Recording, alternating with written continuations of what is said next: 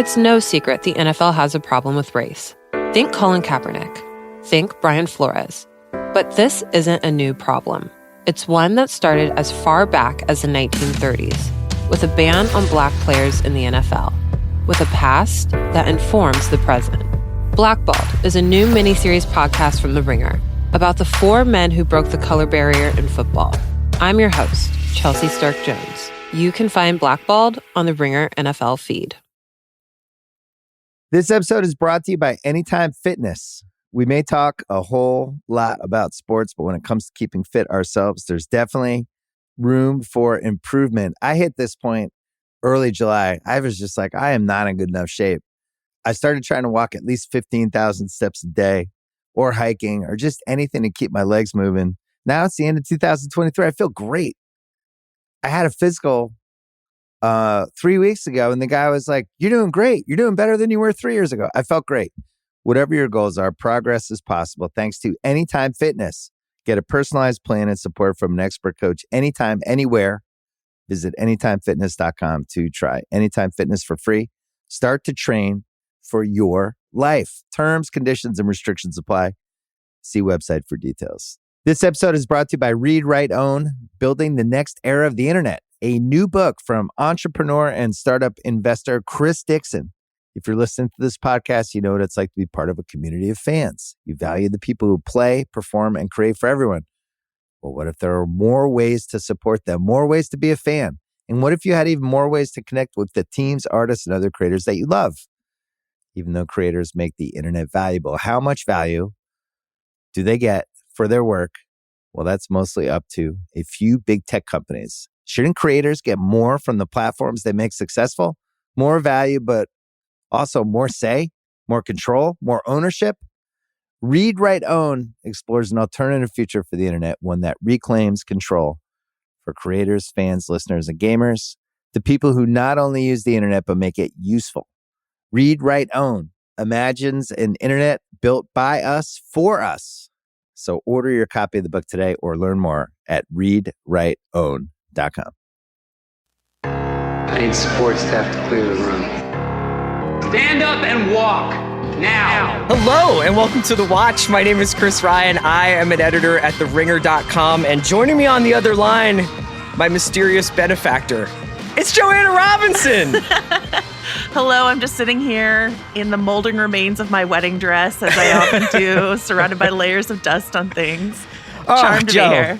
And we're not even talking about Succession. You know, like that sounds like we could be, but we're actually, we're going to talk about a bunch of different stuff today. We're going to talk a little bit about the new adaptation of Charles Dickens's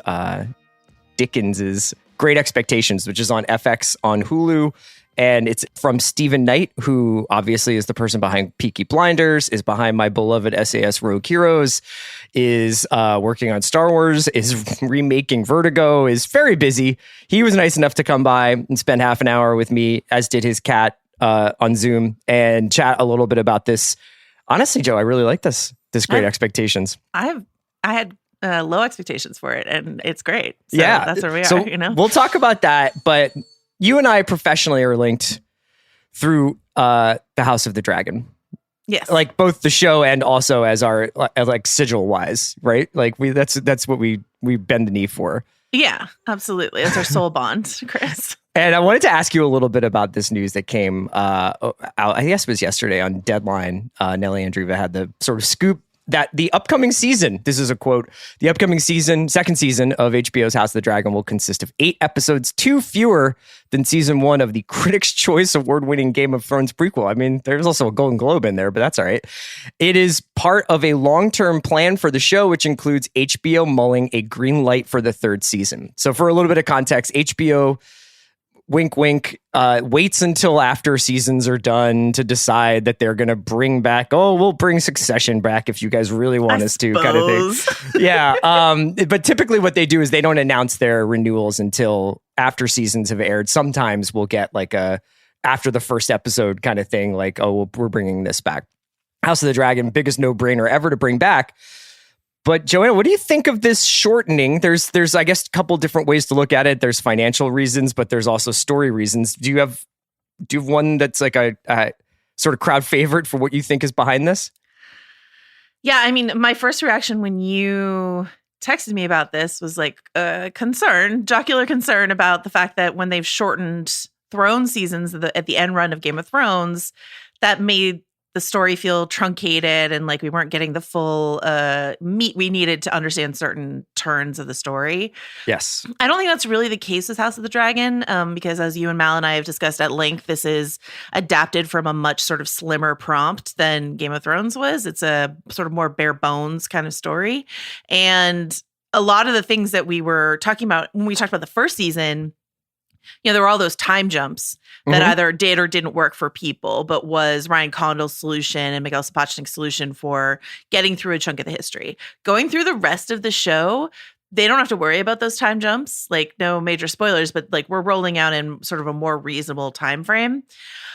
So I'm less worried about a shorter season in that case. And I think what they're trying to do is spread, if I like look at my House of the Dragon tea leaves, spread certain battles out so budgetarily, like you're not swallowing too many dragon-sized chunks of change for a given season, you know what I mean? And then and then character-wise, I think they're trying to keep certain, this is not a spoiler to say that people die in a George R. R. Martin story, right? I think they're trying to keep certain characters around. Brace yourself. Longer. Yeah. Because like there's a world in which you're like, do we really need to lose Sean Bean in the first season of Game of Thrones? Yes, you do. For story, that matters, right? But there are other characters where you're like, well, can we move things around a little bit so we at least can put them on the promo material for, season 4 or season 3. And as far as I know, I think George R. R. Martin has said that they're planning for 4 seasons. That sounds about right to me. And what I like about this is like, we're going to talk later about a show that I watched recently that felt too long. A lot of things feel too long to me nowadays, padded out. I like a sleek season. I like a sleek series. I like a series that knows when it's finishing. You and Andy and all of us have been talking about that in terms of Succession, like a show that confidently knows its end point, which Game of Thrones never quite did, and knows when it's ending. Like I'm kind of amped about this. I'll miss 2 extra weeks of talking to you about what dragons look like. I know. I wonder if our per episode rate will go up because we have fewer episodes to talk about, like just like the actors on that show. We should ask Bill for like a bump, Exactly. Yeah, exactly. Our episodes might threaten to get longer. I don't know. If that's possible. True. For you, I don't know. I don't know if we can handle that. The ending thing is really interesting because I think that The Last of Us is sort of the thing that made me think about this the most, where you I think that they've gone back and forth as to whether or not the second game is going to get broken up into 2 seasons or not. Casey alluded to it being 3 seasons. I don't think that they've like confirmed it necessarily, but you would have to imagine with the success of the show that it will be. That it gives like the show like a kind of momentum, like that the narrative is going into the station eventually, and that it does have some downsides, right? Because then if you have all these shows with expiration dates, I suppose you can plan your schedule, but you don't get as many Successions or Barrys or Better Call Sauls. And even if those shows aren't blockbusters, I mean shows that eat innings on a yearly or 18-month wise basis for the network that's putting them up.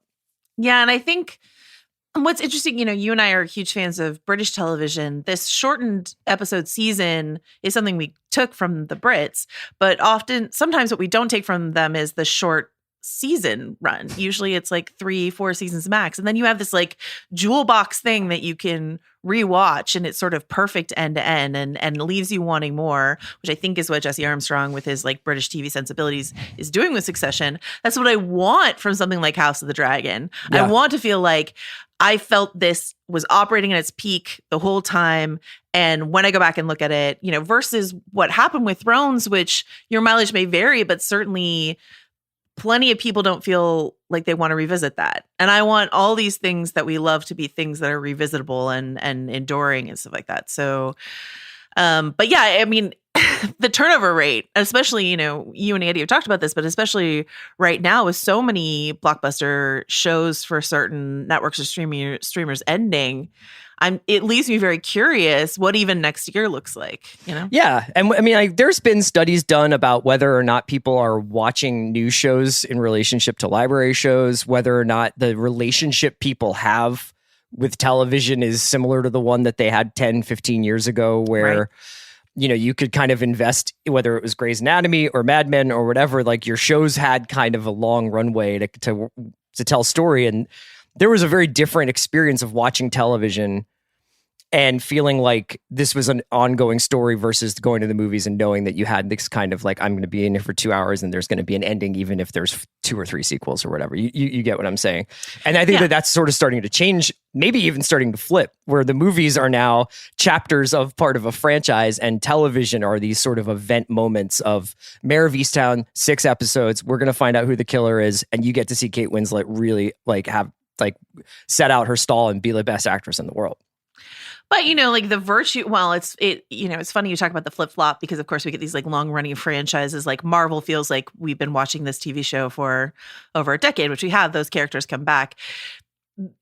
Previously, the virtue of television, of course, is like getting to sit and marinate with those characters for a really long time, getting to feel the comfort of returning to that story. And then in the like era of 10 seasons of 22 episodes or something like that, getting the example I always like to talk about is the TV show Lost. There's an episode of Lost where the gang just fixes a VW bus, and it's one of the best episodes of Lost. Yeah. And you don't get to do those episodes if you only have 8 episodes or 10 episodes to tell your story. You cannot press pause and have the gang fix a bus. And so you miss something like that kind of storytelling when you shrink it all up. But the benefit then is everything feels sort of, you don't get the episode where Jack gets his tattoos in Thailand and nobody cares. So, right. That's a trade-off. Do you feel, as somebody who obviously has such a deep connection to Thrones as a series of books and as a fictional world, like watching some of the issues that Marvel has run into recently, and to some extent Star Wars has run into recently, and that being somewhat rooted in Disney wanting more stuff to put out, that ultimately like I don't want to call it parsimonious, but like let's starve the block a little bit here with Thrones and not put up 3 shows in 1 year, or, have there be too much and work more on quality control, or even just like scarcity as something that makes people more excited for these things to come on. I mean, in a weird way, it's kind of nice that we aren't doing Thrones 12 months a year the way we do Marvel. I completely agree. Like even before Marvel hit its current issue, this was the drum I was banging around Star Wars, where I would say like make Star Wars rare again, because I remember, like we had so many years where there was no Star Wars at all in the fandom, then the prequels and whatever happened around that. But then like I remember when Force Awakens came out, and then The Last Jedi, there was this like destination, it was Christmas time, and it just felt like this big exciting thing to do once a year. That quickly became twice a year, and then it became all the television shows. And I love I love you and I love Andor. Like there's a lot that we love about this era of excess, but you lose that anticipation, that excitement. And so, I was concerned, our beloved pal Mallory Rubin will often say like, more, give me more. And like, I understand that idea, and she's often right when she says that. But there is something to be said for when we heard about all those potential spinoffs for Thrones, I just want it slow and steady. Like I want it, but I want it parceled out, as you say, and I want it just give me 1 max a year. That's what I think we should have, and let me get excited the other months waiting for it, and let it, and take your time with it, and let it be absolutely top tier. I think that's a smarter business model in the end. I think Marvel is really reckoning with that right now. Yeah, I think that they also, when you allow something to breathe a little bit, I always go back to Obi-Wan Kenobi, where that was one of the most charismatic creations of the entire Star Wars universe. I think one of the most beloved characters, both the Alec Guinness and Ewan McGregor renditions of it. Mm-hmm. I think that the anticipation around Obi-Wan was this like, I can't believe like we're just going to get this. I can't believe they're just going to make an Obi-Wan show. Like that's so great. And the first trailer, I was like, yup, this is going to be dope. And I really disliked that show. I mean, not like I wasn't offended by it at all. I just really felt like it was Mandalorian Redux, but like poorly written and not very well rendered for a variety of reasons. And it really is deflating. If you have like an investment in those things, and I was thinking about this in relation to the rumored Jon Snow show, where it's like, if they were rushing like a Jon Snow post-Thrones show up for November this year, I don't know. I think it's way nicer to be anticipating like Dunk and Egg or Jon Snow in 2 years than it is to be like House of Dragon might come back. I probably will come back in 24 if we're being honest. But like, I'm glad they're not rushing up another Thrones show that they can be like every Q3 of every year, we know we're going to get this bump in subscribers because we're putting up a Thrones show. And I think, this is the most basic take of all. I just want the things I love to be great. Yeah, right. And if it takes you a while to make them great, I will wait for it. You know what I mean? And so like with, Marvel recently bumped the Marvels many, many months down the line. I was just like, great. Sounds like it wasn't done. Take your time to finish it. You know what I mean? Like that's how I feel about any delay that I hear. There's always that, there's the initial reaction of like, oh no, what's wrong? But then there's the, okay, take your time, fix it. And I'll be excited to see it when it comes through. I cannot believe the squandered potential of the Obi-Wan show. Like there are highs of that show. There are things that I really liked about that show, but we waited so like, when will Ewan McGregor get a property worthy of his performance as Obi-Wan Kenobi? Because I think he was good in the show, and the show wasn't great around him, and that's just why. There was also the rumors about the original scripts of that show was like Detective Kenobi. It was supposed to be like a Jedi noir. Yeah. And then it wound up being like, no, we got to have a kid in danger because that's the only thing that, could possibly like elicit drama. What else are you watching right now?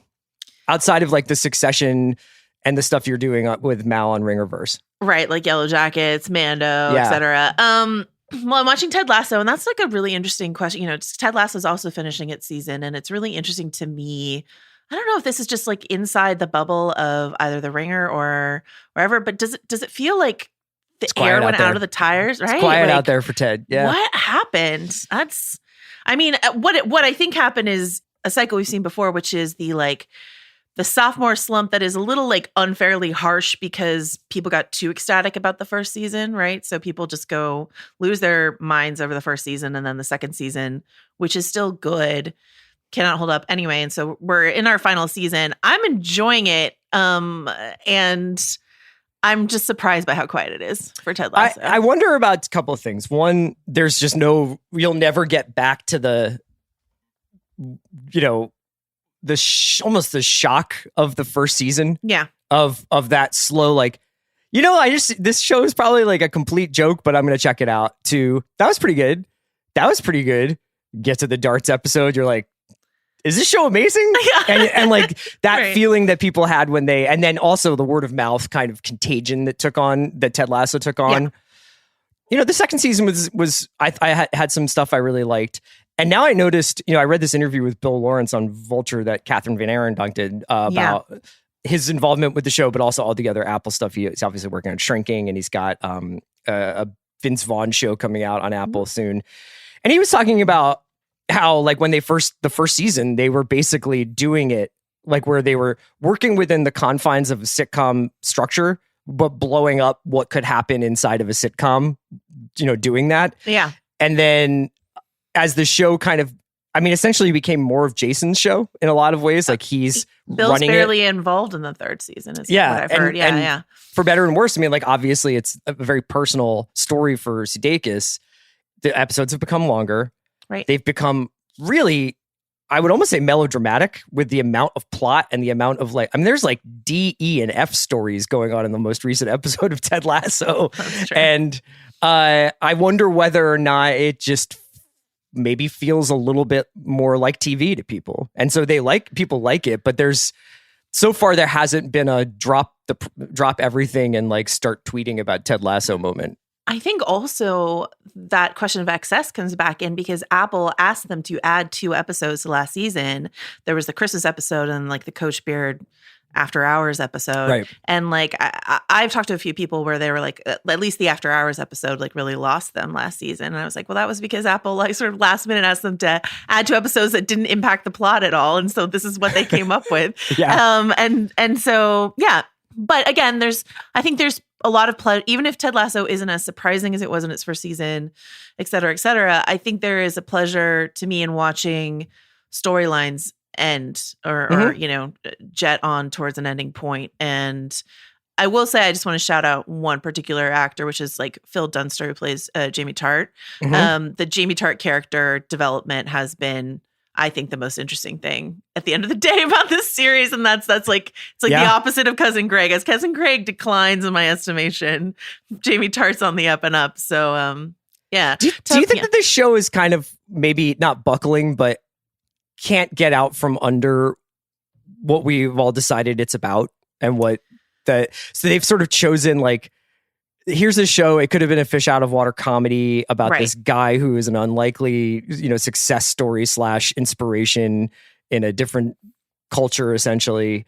And now it's kind of become this affirmative story about like mental health awareness and a lot of other like issues where it's like really admirable. But I noted when they went to the White House, like the cast went to the White House to do like basically an event about mental health, like awareness. I was like, it's interesting that they've just decided that this is what this show is about. Not that I'm like, Ted Lasso needs to be more about European football. Although sometimes I am like, Ted Lasso needs to be more about European football. But Chris Ryan comes out against therapy. Yeah, right, exactly. Here on the watch. No, I think that's fair, and I think also, but here's what I'll say about the pleasure of a final season. Remember watching seasons of Friday Night Lights? And, the team is headed towards the championships, and you couldn't tell whether or not winning was the right move for the story or learning the lesson that winning isn't everything and losing was the right lesson for the team. And like to the point where even one season, they don't even like show the end of the championship game. They just show you a ring to let you know what happened. Like, isn't that was that the first season when when they do the parade to Devil's Town? Devil Town comes back a couple times. No, I think the ring one is just like the second one. Or like they throw the ball at the end of the game and then like someone catches it in like a scrimmage later and they don't even show you the end of the game. But I just think that like that's a fun question for me as I watch this final season of Ted Lasso. And like, Andy's fond refrain is like, a show will tell you what it is, like how to watch it. But I like to watch a show and say like, and try to wonder what kind of show is this? Is this a show where Richmond needs to win at the end of the final season of Ted Lasso? Or is this a show where Richmond needs to lose so they can all learn an important lesson? Right. And I don't have the answer to that. And that is what keeps Ted Lasso interesting to me, among other things. So what else is interesting to you right now?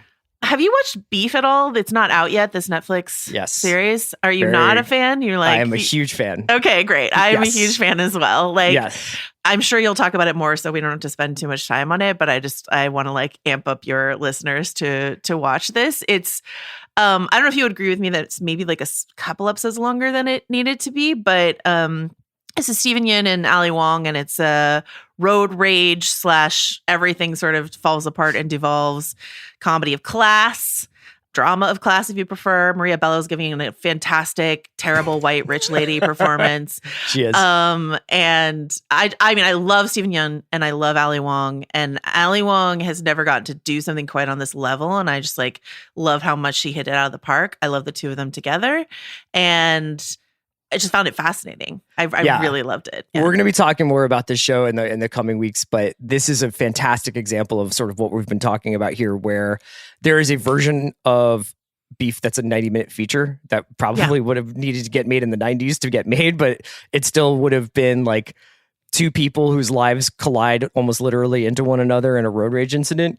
But the fact that it gets this multi-episode arc, you get to see some Steven Yeun stuff and some Ali Wong stuff that you would just not get to see if this was a 100-minute feature. Yeah. And it's pretty incredible. Like, you're right about Ali. Like, Steven Yeun is just unreal in this show. Like, I think it's like maybe it's his best performance. And so I'm really excited for people to see that. Yeah, there's a bunch of stuff coming because we have the Emmy glut. Yeah. It's TV Armageddon right now. So, yeah. And I feel like every time I'm like, okay, I got my hands around it, there's another thing. Big it's like, one. By the way, it's coming May 1st. Yeah. Yeah. I'm just exactly. like, what? What else are you like watching or looking forward to?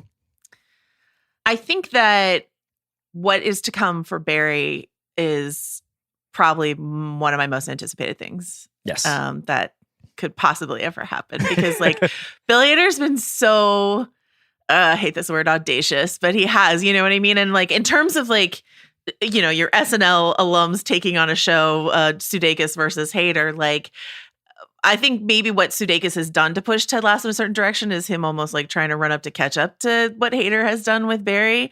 Yeah. And Hader is just doing it so confidently. And so again, when you talk about shows that destroy your idea of what a comedy is or what to expect in a 30-minute package on an HBO Sunday, that's what Barry has been. You know, I know that Sean's going to be covering it on the Prestige feed. I'm really, really excited for that. But yeah, I mean, it's hard to top because you just don't know. You never know where Barry's going to go. There's also like there's a version of me that's completely happy with the 3-season Grosse Pointe Blank version of Barry. That's just like an actor who's also a hitman. Right. And will anybody ever find out? And like they've taken the show in so many incredible, unexpected directions. And just based on the trailers for this final season and the prison stuff, I'm like, I don't know if like people are ready for how dark this is going to get. Exactly. Should we talk a little bit about Great Expectations? Yes. So you mentioned you had no expectations for this. First, I guess like let's start with just some background information. So Stephen Knight, obviously this very prolific, very accomplished screenwriter and showrunner out of England, who also has done some directing and screenwriting in Hollywood, obviously, and some often gets called in I don't know. He's basically the closer, right? Like it seems like fixer, Stephen Knight is writing the Star Wars movie that Damon Lindelof had been attached to or had been working on. He is attached to do a remake of Vertigo for Team Downey, and in the meantime has this like collection now of shows. I actually said to Stephen in the interview, it almost feels like you were writing a sort of creative but a creative history of England starting in 1800 and going up to the present day with these series, because it's the two Dickens adaptations in Taboo for the 19th century and Rogue Heroes and Peaky Blinders for the first half of the 20th century. Then he's got maybe one of my most anticipated shows of the year is coming out later this year. It's called This Town. Yeah. And it's about a family and a group of young people in Birmingham, England in the early 80s as ska and two-tone explodes and there's all this racial tension in the UK, and I can't wait for that. Michelle Dockery is in that. So he's like kind of fashioning this history and he's got a very distinctive feel, especially his television work has this muscular, I would say pretty profane rendering of Charles Dickens compared to the text.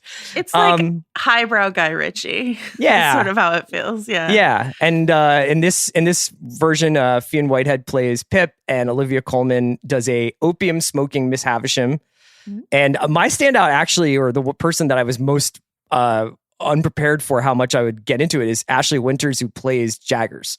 The lawyer who is kind of guiding Pip through the hellish landscape of London to become a gentleman. So where's your head at with this?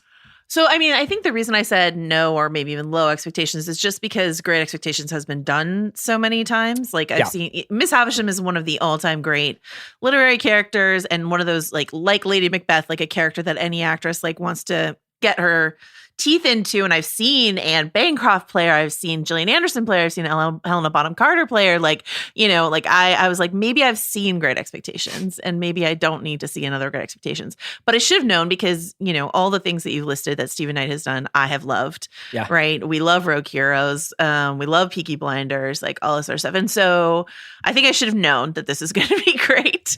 And it was. And I think in terms of this question, you know, I love a musty, dusty adaptation. I love a long BBC, every word is out of the book adaptation. Like I'm a fan of those.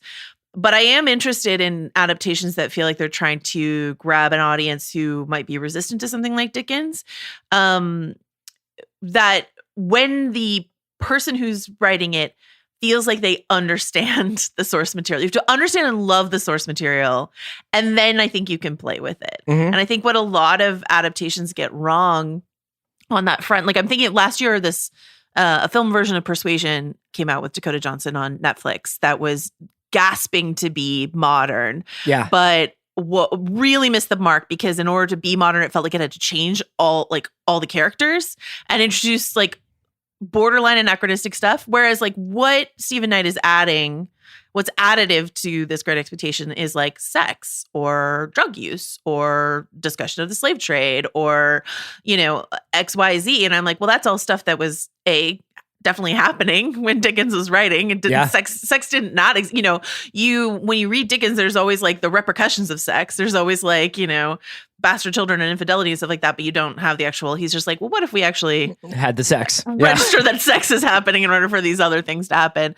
And he gets the core of what Great Expectations is about. And in fact, I would say some of the things that he adds enhances some of those core themes. So like that, I'm not fussy in particular about something being dead accurate, as long as there is that core understanding. And that's like Stephen Knight in everything that he's approached shows how much he understands something and that he can play with it. Rogue Heroes, something that you and I like really, really loved. I've seen so many World War II. I know. Action adventure films and et cetera. And this is just like, yeah, but what if real actual people did that? What would that look like? And that's what's so enjoyable about it, He's got two kind of major, not tricks, but I would say two major interests. One is just zhuzhing up tired genres. So gangster movie, Peaky Blinders, World War II stuff, Rogue Heroes, and costume period dramas, Christmas Carol, Great Expectations. So he understands that if you throw a really well-placed what the fuck into a show, like you could get my attention. Mm-hmm. The thing that I find fascinating about him is that is this the most popular working television writer?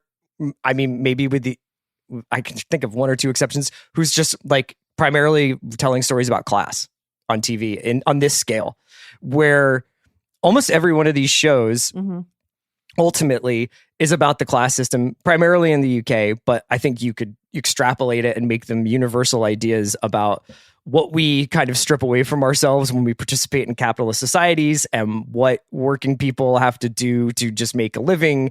And even in Rogue Heroes, where the kind of perspective is a little bit reversed, and it's about this rich fop who decides he's going to be a war hero and puts together a band of brothers in the process.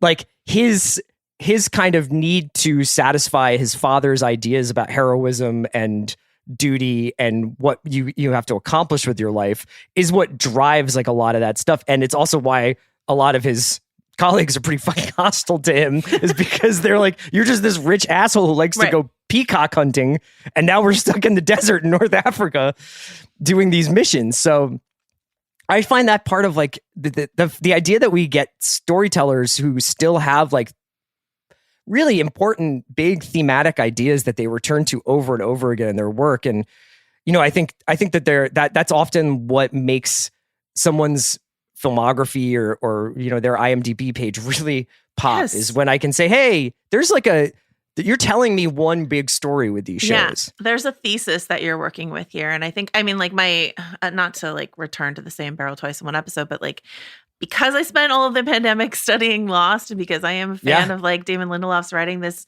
like when you watch a Damon Lindelof show, you're going to get this interrogation of like faith and spirituality and God, and what does it mean to be like religious and understand God, and how does that relate to like bad fathers in your real life, and how does that relate to like love stories, etc., and your ability to connect with people. And so that you're going to get a different stick of gum in the pack, but it all is going to like add up to one thing. And the way that this Great Expectation is like one of the most obvious stories about class that he could possibly take on, right? Like this is the story about class, moving through classes. And this is like such a personal story for Dickens, who like worked in a bootblacking factory before he became like, one of the most popular writer in the world of his time.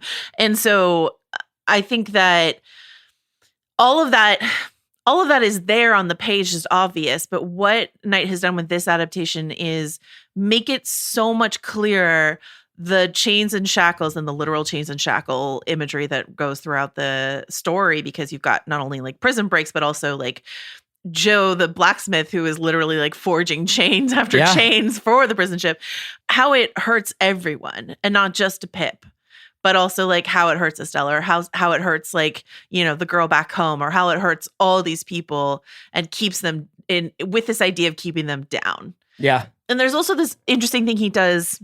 I'll be so interested to see that upcoming story of because there's Ska in Birmingham, but like 2 is two of Great Expectations of Air. Is it 3? Yeah. Oh yeah, okay, it's 2. 2 are out. Yeah. Because the way in which they've cast this, where there are non-white actors playing certain roles, but it's one of those moments where it's not race blind. Like there are reasons why, you know, Estella is not white or Jaggers is not white, and like how that just further embellishes the story that he's telling of these various strata of oppression. And I, you know, and then there's Olivia Colman on top of that, giving like, you know, but even again, like the flourishes where like, I think initially if I say, oh, this is Miss Havisham, but she's an opium addict. And you might be like, well, I mean, that's not really like either A, that sounds like a kind of a affectation, or that's not what I think Miss Havisham was based on the text. But when you think about what Miss Havisham largely is doing to Pip, it does sound like someone who is kind of maybe essentially descending into a bit of madness and is fucking with another person to sort of get vengeance against her past. And you can imagine that person wanting to disappear into these kinds of like drug-addled reveries while they control all these chess pieces out in the world. She's so clearly numbed herself to so many things. Like that idea of numbing. It's a perfect addition. And then there's like an in-world explanation as to why she would have like access to it and stuff like that. And again, it doesn't feel like it's there just to be edgy. It feels like it completely works for the character, and then just makes it feel like a little bit fresher than, you know, a more staid or straightforward adaptation. I don't need something to be, you know, modernized or zhuzh necessarily to love it, but I think it's interesting to do it. So, yeah. Yeah. Well, we're going to get into my interview with Stephen Knight. Joanna, thanks so much for joining me. Thanks for having me. You can catch Joanna on House of R on the Ringerverse feed, talking with Mallory largely about The Mandalorian these last few weeks. But she's also on the Prestige TV podcast with Bill and Sean on Sunday nights talking about Succession. It goes great with the watch. There's a lot of Succession content. And so Joe, do you know what you guys are going to be doing once Mando ends? I don't know the answer to that. We're doing a long range rewatch of Doctor Who slowly through the season because Mallory's never seen it and there's a big anniversary coming up. So I'm showing Mallory Doctor Who for the first time. That first episode dropped this week. So that's a fun project. That's really cool. Yeah. Would you guys ever do Battlestar? Probably. I mean, Mallory loves Battlestar, so probably at some point we'll, you know, when we run out of new stuff. That's right. When Star Wars closes for business. Exactly. Okay, Joanna, thank you so much for joining me. Let's get to my interview with Stephen Knight. This episode is brought to you by Mint Mobile. New Year's resolutions are fun the first couple of weeks. Then you kind of maybe conveniently forget about them halfway through January. No shame. It happens to us all. But this year I have a foolproof plan, at least when it comes to saving money. Just switch to Mint Mobile and you're done. Goal accomplished, because for a limited time, their wireless plans are $15 a month when you buy a 3-month plan. The great thing about Mint Mobile is there's no jaw-dropping monthly bills or unexpected overages, and all plans come with unlimited talk and text. Get this new customer offer today at mintmobile.com/watch. Additional taxes, fees, and restrictions apply. See Mint Mobile for details. This episode is brought to you by State Farm. You might say all kinds of stuff when things go wrong, but these are the words you really need to remember. Like a good neighbor, State Farm is there. They've got options to fit your unique insurance needs, meaning you can talk to your agent to choose the coverage you need. Have coverage options to protect the things you value most. File a claim right on the State Farm mobile app, and even reach a real person when you need to talk to someone. Like a good neighbor, State Farm is there. Why does this room look amazing? What'd you change? I just got these custom shades from Blinds.com. It's all online, so it's really easy. I remember shopping for blinds. I waited around all day just to get a quote. It took forever. And the worst part, hidden fees. How about you? I chatted with my Blinds.com design consultant on my time. Plus, they make it easy to DIY or add installation like I did. Blinds.com sounds way better. Way better. Shop Blinds.com for up to 45% off. Rules and restrictions may apply. TaxAct knows you don't look forward to taxes. TaxAct doesn't even look forward to taxes. And TaxAct is a tax software company. It's basically TaxAct's whole thing.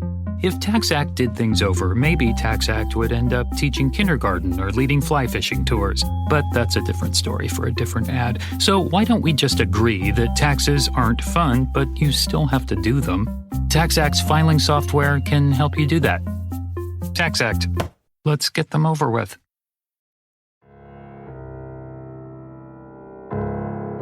It is honestly a total thrill to have Stephen Knight on The Watch today. He is the man behind one of the most acclaimed and beloved shows of the last decade in Peaky Blinders, one of my favorite shows of the last few years, SAS Rogue Heroes, and one of my most anticipated shows that I almost can't control myself over, which is This Town. And he's got a new adaptation of Charles Dickens' Great Expectations, and you can watch the first couple of episodes on FX on Hulu. Stephen, thank you so much for joining the show. Absolute pleasure. I want to ask you, the first question is a little bit of a cheat because I want to bring up something you mentioned to the New York Times I thought was fascinating. You were talking about adapting Dickens, and you said the best way of describing it is to say if you read the book during the day and had a dream about it at night, and this is the dream. Yeah. And that's just such an amazing way to think about adaptation, because obviously there are going to be Dickens purists out there who are like, why didn't you do page 35 the way I always visioned doing page 35? But can you tell our audience a little bit about this idea of dreaming and adaptation? I mean, it's partly to do with how I write everything, which is that I used to pretend, because I thought it was the right thing to do. I used to pretend that I did an outline and that I did a plan and all of that.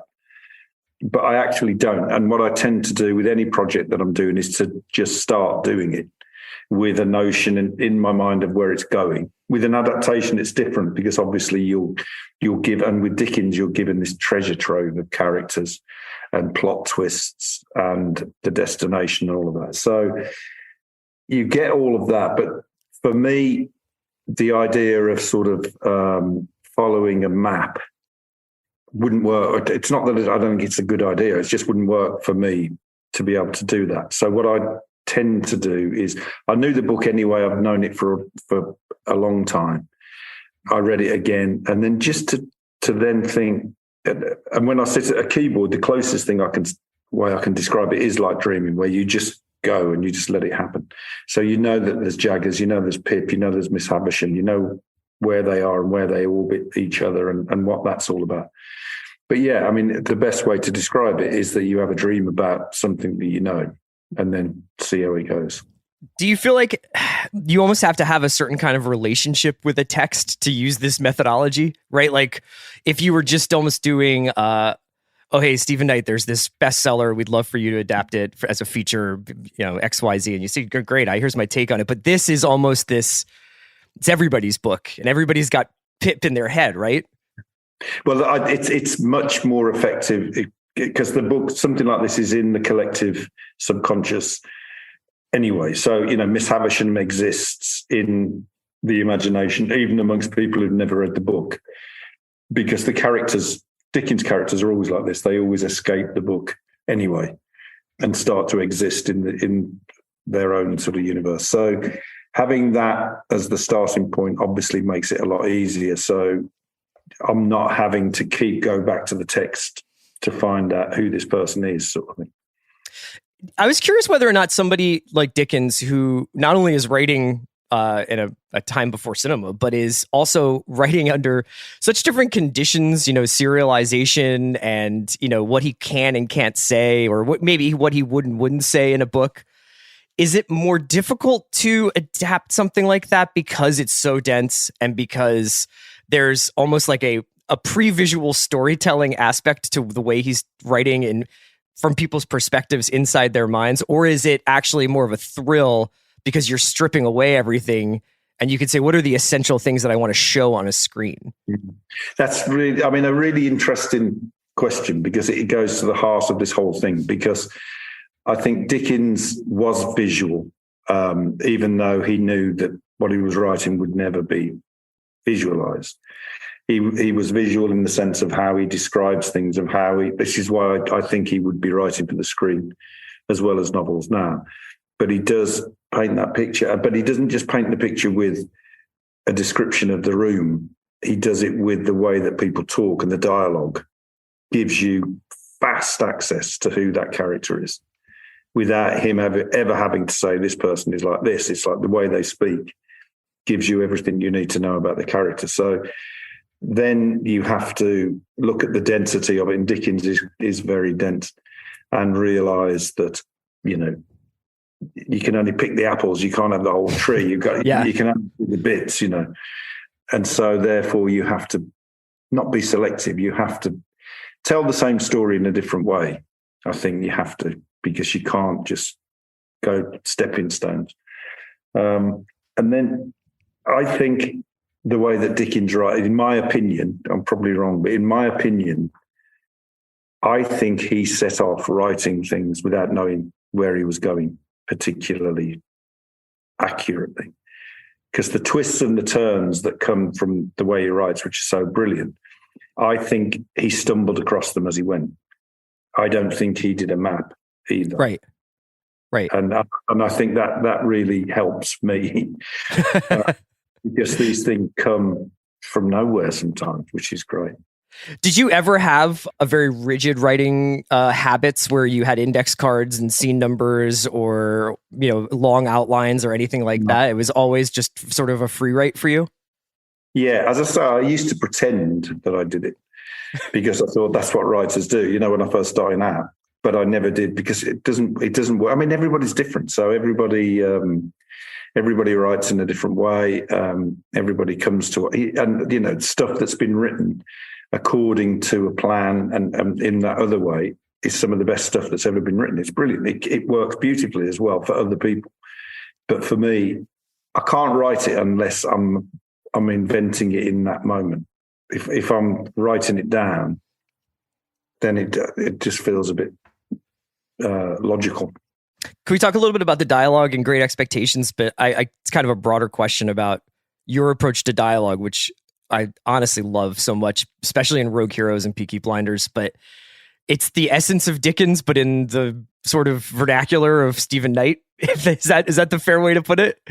Yeah, I mean, dialogue is the thing that I love to write the most, and that's where for me everything comes from the dialogue. And sometimes, if it's not an adaptation, a line of dialogue can change the plot, and I think it should. I think it should have, the most recent thing should have authority over what's written before. Yeah, and I mean, Dickens' dialogue obviously is incomparable, but I try where possible to have the dialogue be the story. And make it try and do it in such a way that you think, okay, this character has just said that, has just said this line. The other character, what would they say? Not what should they say in order to move the plot along. What would they actually say in response? What their actual response to this? Yeah. And then if you can stay true to that, then sometimes the plot changes. In an upcoming episode of the show, it's just the next one, so I don't feel like I'm spoiling Great Expectations for people, but there's just these amazing scenes between Pip and Jaggers that feel exactly like that, where it just feels like on their ride into London, the exchanges that they're having are Dickens, but are also like two guys riding horses into London, Yeah. I mean, hopefully that's the case, and to try and, as I say, let the characters and the dialogue cause the plot to move along. So many different people have done their adaptations of Great Expectations, from David Lean to Cuarón. And I know that you said when you were working on Spencer that you kind of, this is honestly the best thing that's ever happened. We're not on camera, so the cat, we're getting a lot of cat right now. So it's just a podcast, but people should know, what you go through for your art. Cuarón, David Lean, and then I know that you said that when you were doing Spencer, you were trying to avoid watching The Crown. You didn't want basically the other takes on these characters or other takes on stories to be in there. So did you kind of go into a Great Expectations blackout at a certain point to work on this? Yeah, I mean, I didn't look at any adaptation. The only thing I did was read the book. I didn't look at any. I mean, I've seen them obviously in the past, but I haven't seen the more recent ones. The ones I've seen are so old. The David Lean one is the one that, obviously, the thing with David Lean is you think it's your imagination, the images that he created. Yeah. You think you made them up yourself. Because that's so fundamentally part of imagination. And that's what's so good about him. I feel that way about Lawrence of Arabia in a lot of ways. That like sometimes when I close my eyes and if I think about that movie, it's pretty foundational to what I think movies can do. So Yeah. And when you see the scenes again, you can't believe how they're burned into your mind, because you're like, oh, and then I remember the dust goes like this, and then he's going to come across the screen like that. I wanted to ask a little bit about the kind of personal connection to Great Expectations, because I know that you've talked a little bit about sharing a sort of early profession with Pip, and what there was about this book that's obviously Dickens, but that starts to fit into what you want to say about the world. And what is it that makes Great Expectations almost a Stephen Knight story as much as a Charles Dickens story? I mean, it's not a Stephen Knight story, but I think it's very interesting that I think Great Expectations is about class, which is very unfashioned at the moment. And it's about division of society according to class and where you're born. It's very relevant in the UK and still sort of relevant in the US. But I mean, my connection with it is that my dad was a blacksmith and farrier, and I've got lots of brothers and sisters, and all the brothers, we used to get up at school and he'd say, do you want to go to school or do you want to come shoeing with me? So we'd go shoeing with him instead of going to school. So I'd be sort of working with horses, taking the shoes off, doing the forge and the shoes and everything. And it's a brutally hard job. It's quite picturesque, but it's really, really hard and a bit dangerous. And I wasn't very good. One of my brothers went on to do it for a living, but I never did. And there's Pip, who, I mean, in the book, you don't get an indication. He's probably good at it, but he chooses not to do it. But I just felt that thing of when he says, I want to be a gentleman. It's like, I think people don't really appreciate how odd it was at that time for someone who's a blacksmith boy to say, I want to be a gentleman. It's like saying, I want to be a horse or a crocodile. It's just, it's absurd to the audience that was reading at the time. Yeah. But then my question and experience is that, coming from where I'm from, can you get away from that even now? Is it possible to? And what are the difficulties? And I in my life and experience was that it took 20 years to reach a point that you would have been at if you had been born in a different place. It takes a long time. I have a working theory about your television work, which is that you are secretly writing a history of England through your series. Yes, that's a great one. But no, Christmas Carol, Great Expectations, and Taboo span much of the 19th century. Peaky Blinders and Rogue Heroes take up the first 50 years of the 20th. And now this town in the 1980s, right? I mean, you've just got a couple of decades to go, but I think that the way that class shapes reality is a through line, whether you're adapting Dickens or doing World War II or doing ska in Birmingham. I mean, it's a really interesting idea. Yeah, absolutely. No, it's true. You always need someone else to spot the pattern, I think. I'm handing you the Stephen Knight verse right here, Exactly. And the decade I really want to do is the 60s as well, Mike, because people don't do the 60s, and it's such an interesting decade. It's probably, because it feels so well worn, right? Because it's like the upheaval of the 60s. Yeah. I wanted to ask a little bit about kind of the process of where you're at in your career, working on these series that have your fingerprints all over them, but are directed by different people, are on different networks and everything, and how you kind of centralize the creativity, because, Great Expectations has this incredible feel and look, and the directors did such a wonderful job coming up with this distinct vision of England at the time that feels very spectral, but also very real. What's your relationship to the filmmakers when you get to a point where you're, okay, I'm going to go hire somebody to have this thing that's been in my head for months and try and put it on screen for 6 hours, and my name is going to be created by up there? Yeah. Well, it's different for TV and film, and I don't know why it's different, but it is. With TV, obviously it's the writer's medium, as everyone knows. So what you've written is probably what's going to get made. It's increasingly true in film as well now, but I tend to write a lot of direction. Okay. And try to be very specific about how it should look. Like down to like 2-shot medium, kind of thing? Not shots, but this is what the room should look look like, and this is the emotion you should take from it. But having said that, you then have to get the very best directors, and there are some brilliant ones about, and we got some great ones for Great Expectations who then take it and then make it real and make it unbelievable, and it's different. I remember when I first started, when I did Dirty Pretty Things, I was horrified. It was a brilliant film, but because I didn't understand, it was different to how it looked in my head. Yeah. And I didn't realise it was going to be different to how it looked in my head, but it's got to be. And it was, it worked beautifully, but that's not what it was. And you get used to that, and then you try and get it to be as close as possible. But yeah, I mean, I've been fortunate enough to work with some fantastic directors who have taken the vision and then moved it on another level. Yeah, I was reading some stuff that Brady was saying about rules that he had for even just, whether or not someone is entering a room or not in a scene. And I just thought that gave the material this really lively feel, even though obviously Great Expectations is this incredibly dense text. Why do you just direct your feature work? Have you done TV direction very much? No.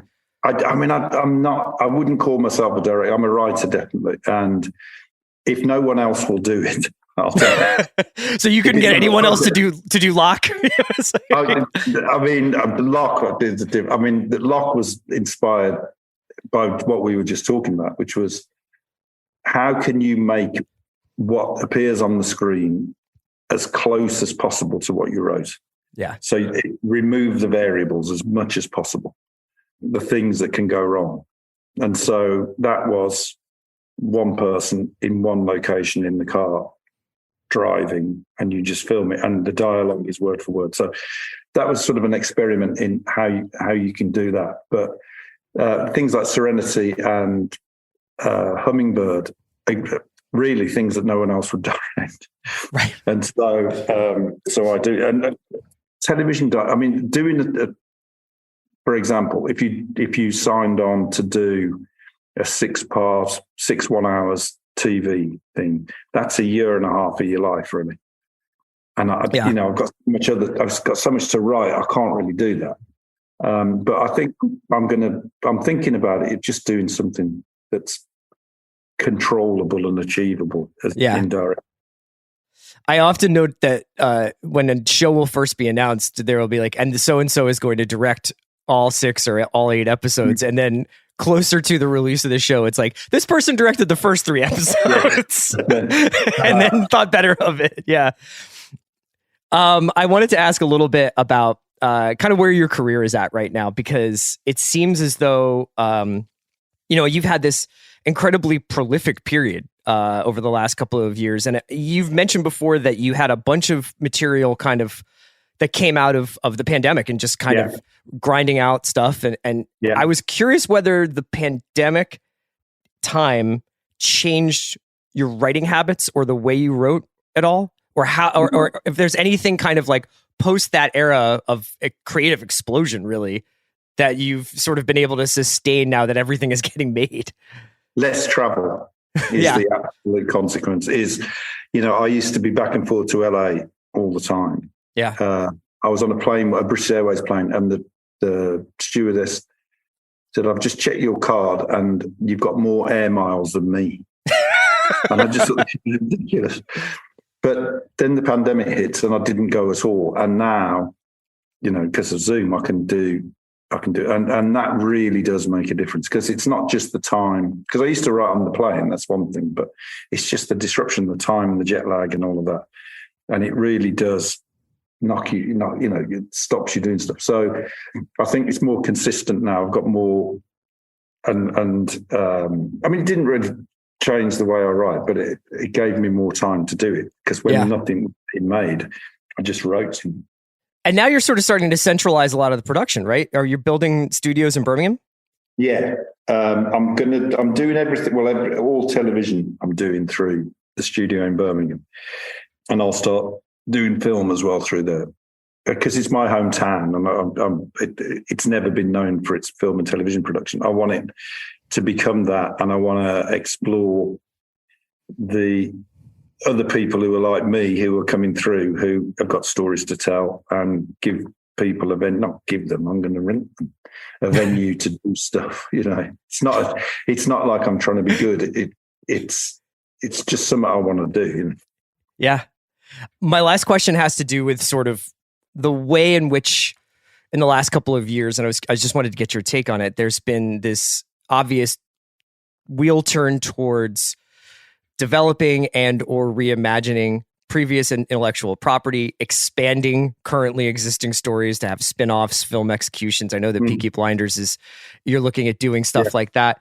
Do you find that comes with its ups and downs, that this sort of move towards, hey, we just made Batman 5 years ago, but let's make Batman again? Or is there anything else we can squeeze out of this? I really wanted to get your perspective on that, because you're once a benefactor, you benefit from it, but you also go against the tide, because shows like Peaky Blinders and Rogue Heroes are original stories, you know? Yeah.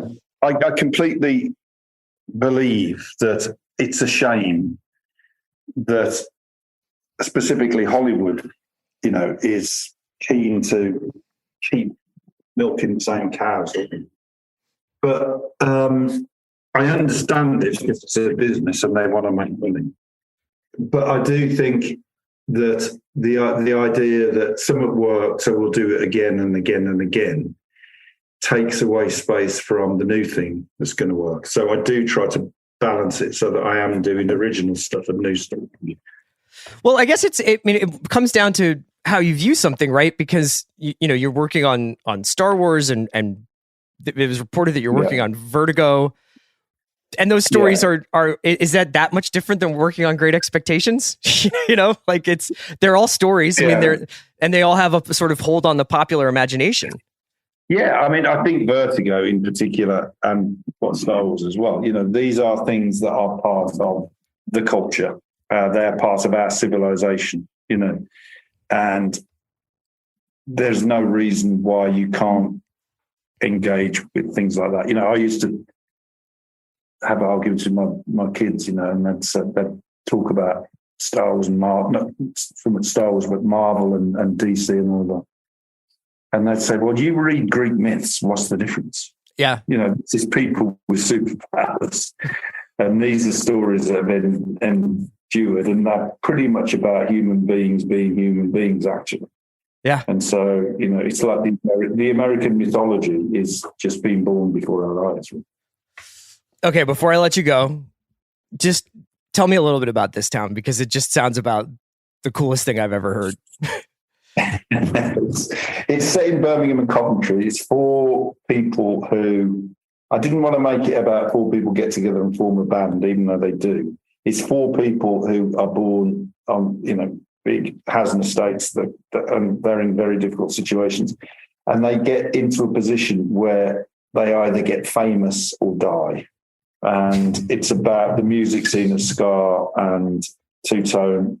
It was what I experienced in the early 80s of going to pubs after football matches and hearing this music. And basically an effortless thing happened where black and white people got together, not because they thought they had to prove a point, but because they liked the same music, and they used to get together and be together and dance to the same music. And I just think it's such an odd, remarkable thing that no one made it happen. It just happened in places where conflict was much more likely than an absence of conflict. I can't wait for this. And I can't wait for Rogue Heroes season 2, which is it's such a good time with that show. Stephen Knight, thank you so much for joining me today on The Watch. I love your work, and everybody should check out Great Expectations. Take care. My cat is saying goodbye as well. Thank you to Stephen Knight's cat as well.